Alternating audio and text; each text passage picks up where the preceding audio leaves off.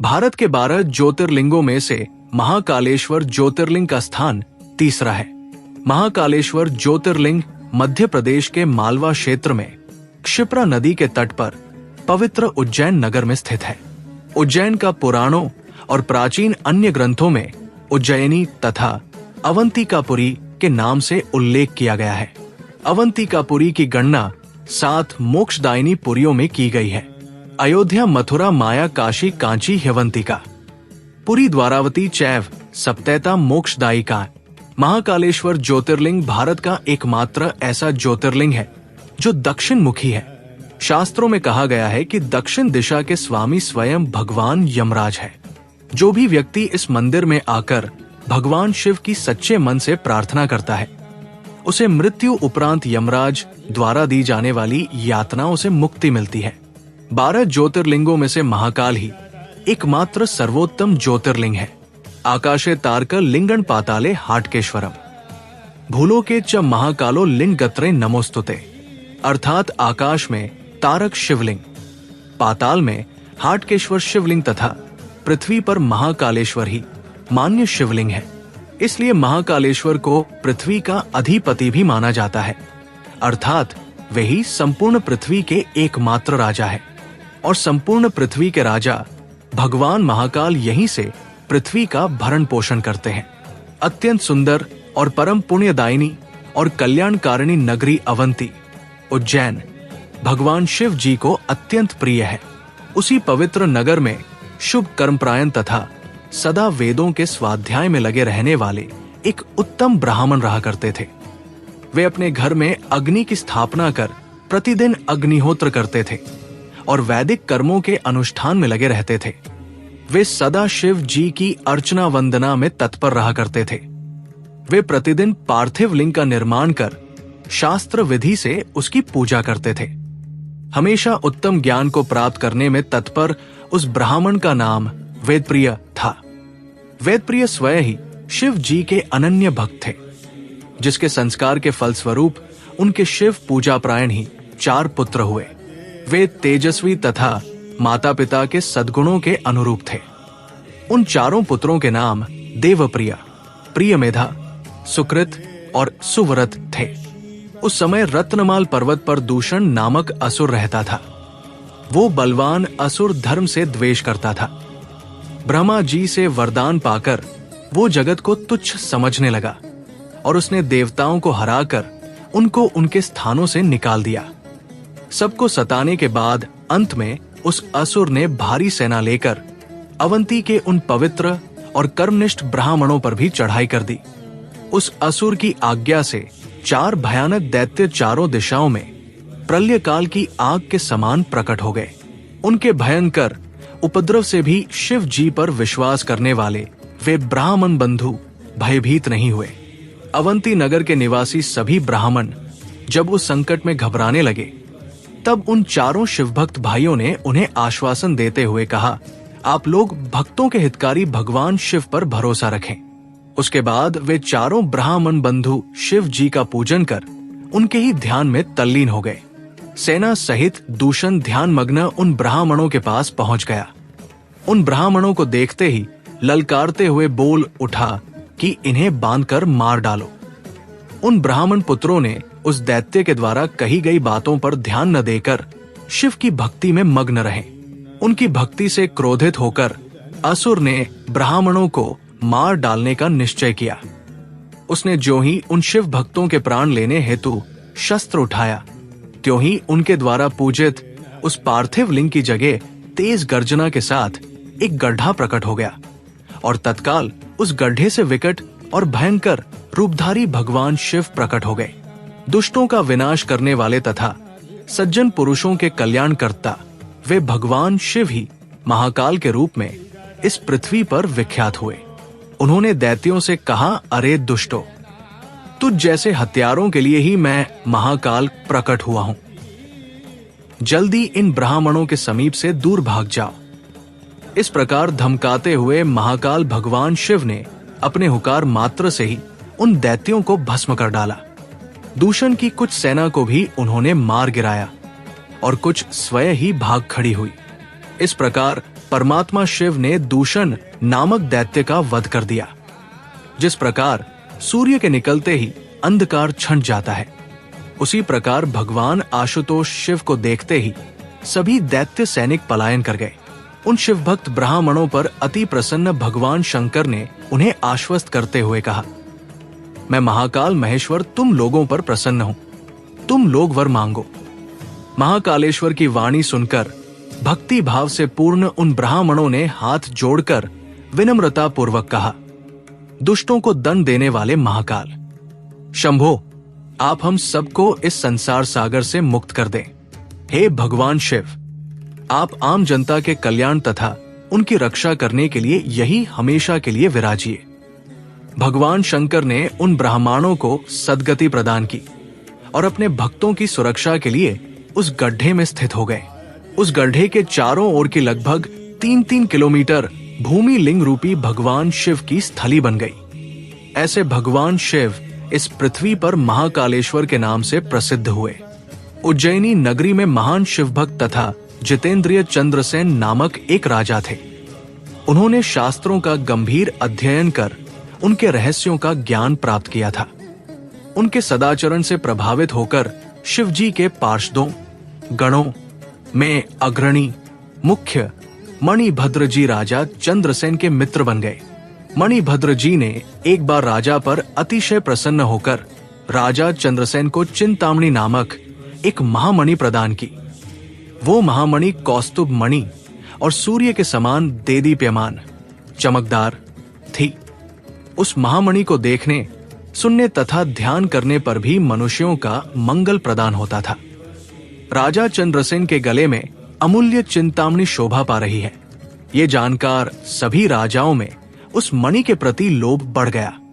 चिंतामणि को प्राप्त करने के लोभ से सभी राजाओं ने मिलकर चतुरंगिनी सेना तैयार की और उज्जैनी पर आक्रमण कर दिया। सैनिकों सहित उन राजाओं ने चारों ओर से उज्जैनी के चारों द्वारों को घेर लिया। अपनी पुरी को चारों ओर से सैनिकों द्वारा घिरी देखकर राजा चंद्रसेन महाकालेश्वर भगवान शिव की शरण में पहुंच गए। वे निश्चल मन से दृढ़ निश्चय के साथ उपवास व्रत करते हुए भगवान महाकाल की आराधना में जुट गए। उन दिनों उज्जैनी में एक विधवा ग्वालिन रहती थी, जिसको इकलौता पुत्र था। वो इस नगरी में बहुत दिनों से रहती थी। वो अपने उस 5 वर्ष के बालक को लेकर महाकालेश्वर का दर्शन करने हेतु गई। उसने देखा कि राजा चंद्रसेन वहां बड़ी श्रद्धा भक्ति से महाकाल की पूजा कर रहे हैं। राजा के शिव पूजन का महोत्सव उसे बहुत ही आश्चर्यमय लगा। उसने पूजन को निहारते हुए भक्ति भावपूर्वक महाकाल को प्रणाम किया और अपने निवास स्थान पर लौट गई। उस ग्वालिन माता के साथ उसके बालक ने भी महाकाल की पूजा का कौतूहल पूर्वक अवलोकन किया था। इसलिए घर वापस आकर उसने भी शिव जी का पूजन करने का विचार किया। वो एक सुंदर सा पत्थर ढूंढ कर लाया और अपने निवास से कुछ ही दूरी पर किसी अन्य के निवास के पास एकांत में रख दिया। उसने अपने मन में निश्चय करके उस पत्थर को ही शिवलिंग मान लिया। वो शुद्ध मन से भक्ति भावपूर्वक मानसिक रूप से गंध, धूप, दीप, नैवेद्य और अलंकार आदि जुटाकर उनसे उस शिवलिंग की पूजा की। सुंदर सुंदर पत्तों तथा फूलों से बार बार पूजन के बाद उस बालक ने बार बार भगवान के चरणों में मस्तक लगाया। बालक का चित्त भगवान के चरणों में आसक्त था और वो विह्वल होकर उनको दंडवत कर रहा था। उसी समय ग्वालिन ने भोजन के लिए अपने पुत्र को प्रेम से बुलाया। उधर उस बालक का मन शिव जी की पूजा में रमा हुआ था, जिसके कारण वो बाहर से बेसुध था। माता द्वारा बार बार बुलाने पर भी बालक को भोजन करने की इच्छा नहीं हुई और वो भोजन करने नहीं गया। तब उसकी मां स्वयं उठकर वहां आ गई। मां ने देखा कि उसका बालक एक पत्थर के सामने आंखें बंद करके बैठा है। वो उसका हाथ पकड़कर बार बार खींचने लगी, पर इस पर भी वो बालक वहां से नहीं उठा, जिससे उसकी मां को क्रोध आया और उसने उसे खूब पीटा। इस प्रकार खींचने और मारने पीटने पर भी जब वो बालक वहां से नहीं हटा, तो मां ने उस पत्थर को उठाकर दूर फेंक दिया। बालक द्वारा उस शिवलिंग पर चढ़ाई गई सामग्री को भी उसने नष्ट कर दिया। क्रोध में आग बुला हुई वो ग्वालिन अपने बेटे को डांट फटकार कर पुनः अपने घर चली गई। जब उस बालक ने देखा कि भगवान शिव जी की पूजा को उसकी माता ने नष्ट कर दिया, तब वो बिलख बिलख कर रोने लगा। भगवान शिव को पुकारता हुआ वो सहसा बेहोश होकर पृथ्वी पर गिर पड़ा। कुछ देर बाद जब उसे चेतना आई तो जो दृश्य उसने देखा उससे वो आश्चर्य में पड़ गया। भगवान शिव की कृपा से उस स्थान पर महाकाल का दिव्य मंदिर खड़ा हो गया था। मणियों के चमकीले खंभे उस मंदिर की शोभा बढ़ा रहे थे। वहां के भूतल पर स्फटिक मणि जड़ दी गई थी। दमकते हुए स्वर्ण शिखर उस शिवालय को सुशोभित कर रहे थे। उस मंदिर के विशाल द्वार, मुख्य द्वार तथा उनके कपाट सुवर्ण निर्मित थे। उस मंदिर के सामने नीलमणि तथा हीरे जड़े बहुत से चबूतरे बने थे। उस भव्य शिवालय के भीतर मध्य भाग में गर्भगृह भगवान शिव का रत्नमय लिंग प्रतिष्ठित हुआ था। ग्वालिन के उस बालक ने शिवलिंग को बड़े ध्यान पूर्वक देखा। उसके द्वारा चढ़ाई गई सभी पूजन सामग्री उस शिवलिंग पर सुसज्जित पड़ी हुई थी। उस शिवलिंग को तथा उस पर उसके ही द्वारा चढ़ाई पूजन सामग्री को देखते देखते वो बालक उठ खड़ा हुआ। उसे मन ही मन आश्चर्य तो बहुत हुआ, किंतु वो परमानंद सागर में गोते लगाने लगा। उसके बाद उसने शिव जी की ढेर सारी स्तुतियां की और बार बार अपने मस्तक को उनके चरणों में लगाया। उसके बाद जब शाम हो गई तो सूर्यास्त होने पर वो बालक शिवालय से निकलकर बाहर आया और अपने निवास स्थल को देखने लगा। उसका निवास देवताओं के राजा इंद्र के समान शोभा पा रहा था। वहां सब कुछ सुवर्णमय हो गया था, जिससे वहां की विचित्र शोभा हो गई थी। परम उज्जवल वैभव से सर्वत्र प्रकाश हो रहा था। वो बालक सब प्रकार की शोभाओं से संपन्न उस घर के भीतर प्रविष्ट हुआ। उसने देखा कि उसकी माता एक मनोहर पलंग पर सो रही है। उसके अंगों में बहुमूल्य रत्नों के अलंकार शोभा पा रहे हैं। आश्चर्य और प्रेम में विह्वल उस बालक ने अपनी माता को बड़े जोर से उठाया। उसकी माता भी भगवान शिव की कृपा प्राप्त कर चुकी थी। जब उस ग्वालिन ने उठकर देखा तो उसे सब कुछ अपूर्व विलक्षण सा देखने को मिला। उसके आनंद का ठिकाना न रहा। उसने भाव विभोर होकर अपने पुत्र को छाती से लगा लिया। अपने बेटे के मुख से शिव की कृपा का संपूर्ण वर्णन सुनकर उस ग्वालिन ने राजा चंद्रसेन को सूचित किया। निरंतर भगवान शिव के भजन पूजन में लगे रहने वाले राजा चंद्रसेन अपना नित्य नियम पूरा कर रात्रि के समय पहुंचे। उन्होंने भगवान शंकर को संतुष्ट करने वाले ग्वालिन के पुत्र का वह प्रभाव देखा। उज्जैनी को चारों ओर से घेर कर युद्ध के लिए खड़े उन राजाओं ने भी गुप्तचरों के मुख से प्रात काल उस अद्भुत वृत्तांत को सुना। इस विलक्षण घटना को सुनकर सभी नरेश आश्चर्यचकित हो उठे। उन राजाओं ने आपस में मिलकर पुनः विचार विमर्श किया।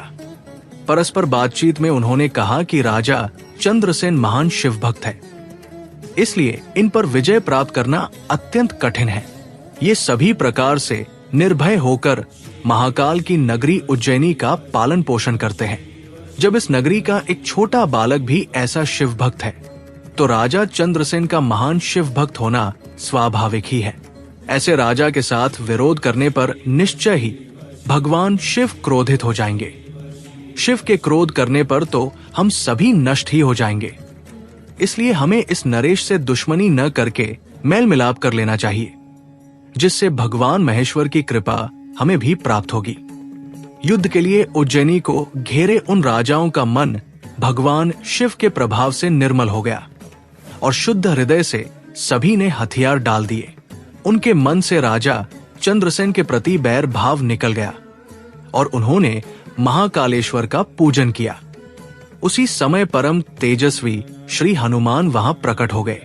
उन्होंने गोप बालक को अपने हृदय से लगाया और राजाओं की ओर देखते हुए कहा, राजाओं, तुम सब लोग तथा अन्य देहधारीगण भी ध्यान पूर्वक हमारी बातें सुने। मैं जो बात कहूंगा उससे तुम सब लोगों का कल्याण होगा। उन्होंने बताया कि शरीरधारियों के लिए भगवान शिव से बढ़कर अन्य कोई गति नहीं है, अर्थात महेश्वर की कृपा प्राप्ति ही मोक्ष का सबसे उत्तम साधन है। ये परम सौभाग्य का विषय है कि इस गोप कुमार ने शिवलिंग का दर्शन किया और उससे प्रेरणा लेकर स्वयं शिव की पूजा में प्रवृत्त हुआ। ये बालक किसी भी प्रकार का लौकिक अथवा वैदिक मंत्र नहीं जानता है, किंतु इसने बिना मंत्र का प्रयोग किए ही अपनी भक्ति निष्ठा के द्वारा भगवान शिव की आराधना की और उन्हें प्राप्त कर लिया। ये बालक अब गोप वंश की कीर्ति को बढ़ाने वाला तथा उत्तम शिव भक्त हो गया है। भगवान शिव की कृपा से ये इस लोक के संपूर्ण भोगों का उपभोग करेगा और अंत में मोक्ष को प्राप्त कर लेगा। इसी बालक के कुल में इससे 8वीं पीढ़ी में महायशस्वी नंद उत्पन्न होंगे और उनके यहाँ ही साक्षात नारायण का प्रादुर्भाव होगा। भगवान नारायण ही नंद के पुत्र के रूप में प्रकट होकर श्री कृष्ण के नाम से जगत में विख्यात होंगे। ये गोप बालक भी, जिस पर कि भगवान शिव की कृपा हुई है, श्रीकर गोप के नाम से विशेष प्रसिद्धि प्राप्त करेगा।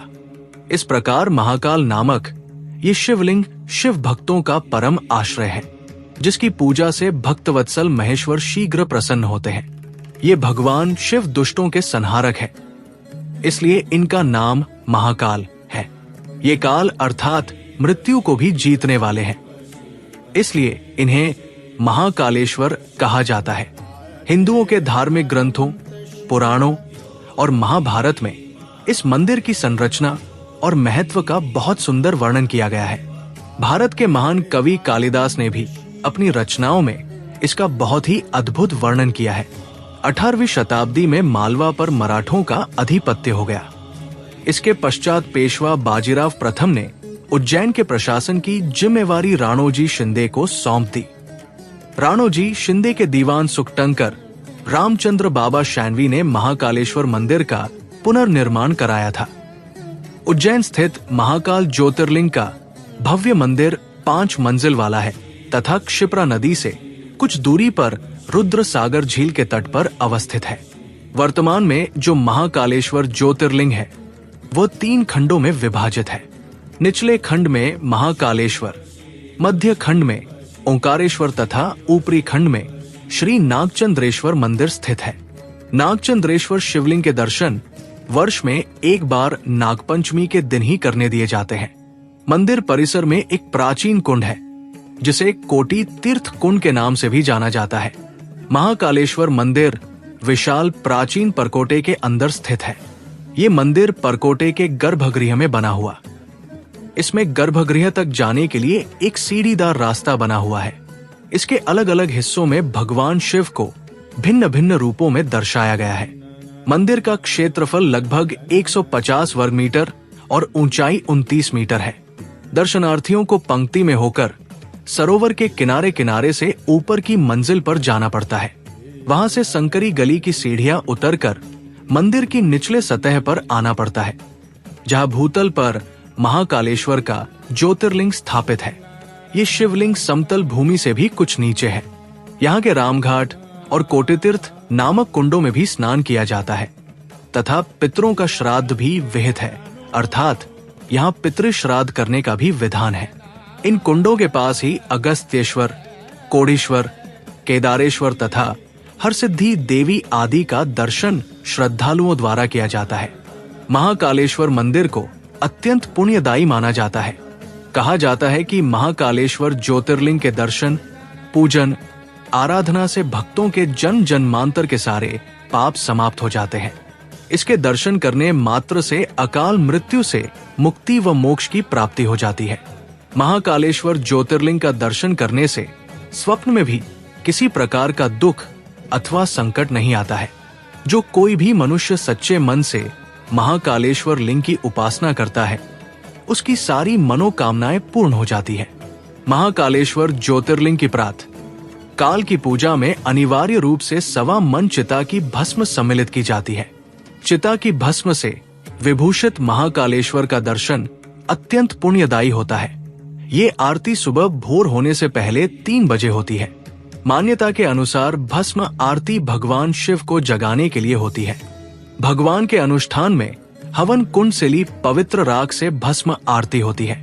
ऐसी भी मान्यता है कि वर्षों पहले श्मशान से लाई गई ताजा मुर्दे की भस्म से भूत भावन भगवान महाकाल की भस्म आरती होती थी, लेकिन अब ये परंपरा खत्म हो चुकी है। वर्तमान में महाकाल की भस्म आरती में कपिला गाय के गोबर से बने कंडे, शमी, पीपल, पलाश, बड़, अमलतास और बेर की लकड़ियों को जलाकर तैयार किए गए भस्म का प्रयोग किया जाता है। महाकाल की आरती भस्म से होने के पीछे ऐसी मान्यता है कि महाकाल श्मशान के साधक है और यही इनका श्रृंगार और आभूषण है। महाकाल की पूजा में भस्म का विशेष महत्व है और यही इनका सबसे प्रमुख प्रसाद है। ऐसी धारणा है कि शिव के ऊपर चढ़े हुए भस्म का प्रसाद ग्रहण करने मात्र से रोग दोष से मुक्ति मिलती है। इस आरती का एक नियम ये भी है कि इसे महिलाएं नहीं देख सकती हैं, इसलिए आरती के दौरान कुछ समय के लिए महिलाओं को घूंघट करना पड़ता है। आरती के दौरान पुजारी एक वस्त्र धोती में होते हैं। इस आरती में अन्य वस्त्रों को धारण करने का नियम नहीं है। महाकाल का दर्शन करने के बाद जूना महाकाल का दर्शन जरूर करना चाहिए। लोक मान्यता के अनुसार जब मुगल काल में इस शिवलिंग को खंडित करने की आशंका बढ़ी तो पुजारियों ने इसे छुपा दिया था और इसकी जगह दूसरा शिवलिंग रखकर उसकी पूजा करने लगे थे। बाद में उन्होंने उस शिवलिंग को वही महाकाल के प्रांगण में अन्य जगह स्थापित कर दिया, जिसे आज जूना महाकाल कहा जाता है। हालांकि ऐसी भी मान्यता है कि असली शिवलिंग को क्षरण से बचाने के लिए ऐसा किया गया। काल भैरव मंदिर, रामघाट, वृद्ध कालेश्वर मंदिर, गढ़कालिका मंदिर, श्री राम जानकी मंदिर, हरिसिद्धि देवी मंदिर, गणेश मंदिर, गोमती कुंड, मंगलनाथ मंदिर, संदीपनी आश्रम, श्री चार धाम मंदिर, सर्वेश्वर महादेव, अंगारेश्वर महादेव, गोपाल मंदिर इत्यादि यहाँ के अन्य तीर्थ स्थल है। रेल मार्ग द्वारा यात्रा। उज्जैन में रेल मार्ग की सुविधा है। यहाँ विक्रम नगर, चिंतमन और उज्जैन सिटी जंक्शन नामक 3 मुख्य रेलवे स्टेशन हैं। देश के विभिन्न शहरों से इन स्टेशनों के लिए ट्रेनें आती हैं। उज्जैन रेलवे स्टेशन से महाकालेश्वर ज्योतिर्लिंग मंदिर तक रोपवे बनाने की योजना भी प्रस्तावित है। सड़क मार्ग द्वारा यात्रा। उज्जैन अच्छी तरह से विभिन्न शहरों से सड़क मार्ग द्वारा जुड़ा हुआ है। सार्वजनिक परिवहन और निजी वाहनों के माध्यम से सड़क मार्ग द्वारा यहाँ पहुंचा जा सकता है। हवाई जहाज द्वारा यात्रा। उज्जैन से 42 किलोमीटर की दूरी पर इंदौर स्थित देवी अहिल्याबाई होलकर हवाई अड्डा है। उज्जैन में अभी सिर्फ हवाई पट्टी है जिस पर छोटे विमान या हेलीकॉप्टर लैंड किए जा सकते हैं। इस हवाई पट्टी को विस्तारित कर हवाई अड्डा बनाने की योजना प्रस्तावित है। खगोल शास्त्रियों के अनुसार उज्जैन की भौगोलिक स्थिति विशिष्ट है। ये नगरी पृथ्वी और आकाश की सापेक्षता में ठीक मध्य में स्थित है। भौगोलिक गणना के अनुसार प्राचीन आचार्यों ने उज्जैन को शून्य रेखांश पर माना है। कर्क रेखा भी यहीं से गुजरती है। देशांतर रेखा और कर्क रेखा यही एक दूसरे को काटती है। उज्जैन की अपनी इस भौगोलिक स्थिति के कारण प्राचीन काल के खगोल शास्त्रियों ने कालगणना का केंद्र बिंदु माना था और यहीं से संपूर्ण भारत ही नहीं, दुनिया का समय भी निर्धारित होता था। राजा जयसिंह द्वारा स्थापित वेदशाला आज भी इस नगरी को कालगणना के क्षेत्र में अग्रणी सिद्ध करती है। स्कंद पुराण के अनुसार कालचक्र प्रवर्तको महाकाल प्रतायन। इस प्रकार महाकालेश्वर को कालगणना का प्रवर्तक भी माना गया है। प्राचीन भारत की समय गणना का केंद्र बिंदु होने के कारण ही काल के आराध्य महाकाल है। वराह पुराण में उज्जैन को शरीर का नाभि देश और महाकालेश्वर को अधिष्ठाता कहा गया है। भारत के मध्य में स्थित होने के कारण उज्जैन को नाभि प्रदेश अथवा मणिपुर चक्र भी माना गया है।